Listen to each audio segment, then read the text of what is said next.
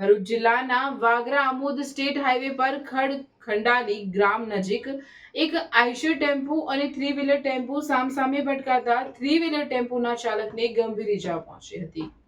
પ્રાપ્ત માહિતી અનુસાર ખંડાલી ગામ પાસેના એક તીવ્ર વળાંક પર વાગરાથી આમોદ તરફ જઈ રહેલા આઈશર ટેમ્પોની સામેથી આવી રહેલા થ્રી વ્હીલર ટેમ્પો વચ્ચે સીધી ટક્કર થઈ હતી। વળાંકને કારણે બંને ચાલકો એકબીજાના વાહનને જોઈ શક્યા ન હતા, જેના પરિણામે અકસ્માત સર્જાયો હતો। ટક્કર એટલી જોરદાર હતી કે થ્રી વ્હીલર ટેમ્પો પલટી ગયો હતો અને આઈશર ટેમ્પોના આગળના ભાગને પણ વ્યાપક નુકસાન થયું હતું। અકસ્માત થતાં જ આસપાસના ખેતરોમાં કામ કરતા લોકો અને માર્ગ પરથી પસાર થતા વાહન ચાલકો ઘટના સ્થળે દોડી આવ્યા હતા।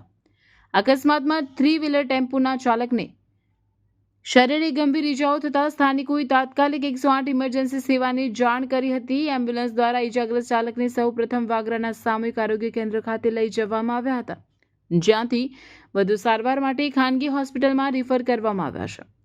ઇજાગ્રસ્ત જંબુસરના હોવાનું જાણવા મળ્યું છે। બીજી બાજુ આઈસર ટેમ્પોના ચાલક અને ક્લીનરને સામાન્ય ઇજાઓ થઈ હતી। અકસ્માતને પગલે માર્ગની બંને બાજુએ વાહનોની લાંબી કતારો લાગી ગઈ હતી। વાગરા પોલીસનો કાફલો ઘટના સ્થળે પહોંચી ગયો હતો અને અકસ્માતગ્રસ્ત વાહનોને રોડની સાઈડમાં ખસેડીને ટ્રાફિક વ્યવહાર પૂર્વવત કરાવ્યો હતો।